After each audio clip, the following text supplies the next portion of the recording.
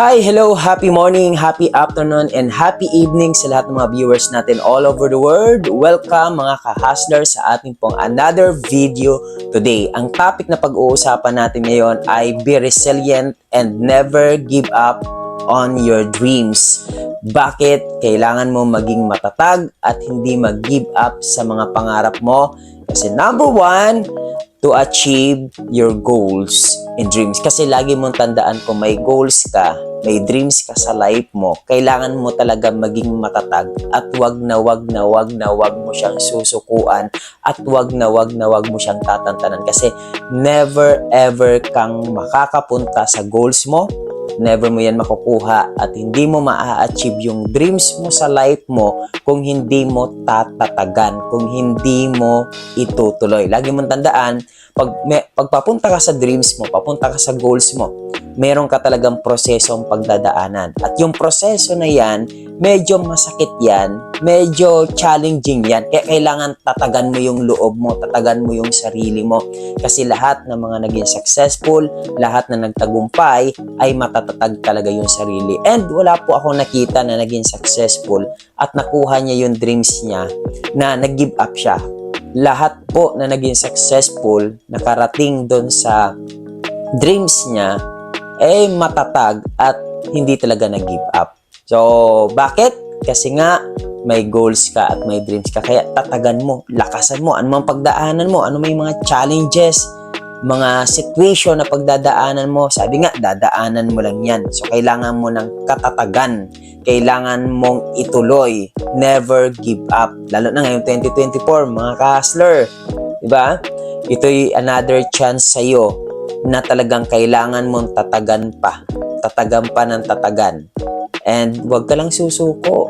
Tuloy-tuloy lang. Makukuha mo din yung mga goals at pangarap mo. One day, idadrive mo yung sarili mong sasakyan. One day, magta-travel ka kasama family mo. One day, papatayo mo yung house in lot mo dahil sa katatagan mo, dahil sa hindi ka nag-give up sa mga pangarap mo. Ngayong 2024, taon mo to. Kaya tuloy lang. Magpakatatag ka sa mga pangarap mo. And syempre, number one, bakit kailangan mo maging... number two, bakit kailangan mo maging matatag para sa family mo. Lagi mo tandaan ka, hustler, meron kang mother, may father ka, may kapatid ka, may family ka na hindi mo lang alam, umaasa sila sa iyo. Hindi mo lang alam, diba? Baka pinagpipray ka na ikaw yung maging way para gumaan yung buhay nila. Ikaw yung maging way para maiangat mo sila sa buhay. So, gawin mo to, ituloy mo to, ituloy mo yung mga pangarap mo, ilaban mo yung mga pangarap mo para sa mga mahal mo sa buhay. And naniniwala ako kapag ang isa sa mga reason mo ay family mo, walang makakagiba sa'yo, walang makakapagpatigil sa'yo. Bakit? Family mo yan eh. Tama? Gusto mo mabigyan ng magandang buhay, gusto mo silang i-save sa kahirapan, kaya magpakatatag ka, tatagan mo ng todo. Tama? Kung ngayon wala ka pang nakikitang resulta, it's okay. Matagal ka na sa ginagawa mo, wala pa rin, it's okay. Ituloy mo lang, diretso lang. Kasi laging tandaan, meron kang mga mahal sa buhay na umaasa sa'yo na ikaw ang magiging susi ng tagumpay nila. Kaya, ka-hustler, gawin mo to para sa family mo. Diyan ka kumuha ng hugot, diyan ka kumuha ng lakas. And hindi mo to gagawin personal. Kasi kung personal lang, pag napagod ka, pahinga ka na. Pag naka-experience ka ng challenges, ng hirap, ititigil ka na. Pero hindi para sa'yo, para sa family mo, para sa mga mahal mo sa buhay. Lalo na ka-hustler, kung ikaw ay may anak na, may asawa na, ay naku, kailangan mo maging matatag sa buhay. Kailangan mong tumuloy. Kailangan mong ilaban. Tama? Kasi nga, ginagawa mo to para sa family mo. Kaya saludo ako sa mga ka-hustler natin na talagang grabe, ang tatag ng dibdib at inilalalaban yung kanilang mga pangarap. Saludo po ako kasi one day, makukuha mo yan. And kapag naging successful ka, ka-hustler, damay pamilya mo, damay yung mga mahal mo sa buhay. And next travel mo, kasama mo na yung parents mo.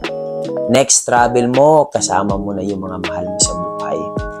Yun yung pinakamasarap na reward. And last, bakit kailangan mo maging matatag at hindi sumuko sa mga pangarap mo. Kasi we help more and more people. Ang sarap tumulong, kapatid. Hindi lang financial, kasi ang pagtulong po ay hindi lang po yan financial.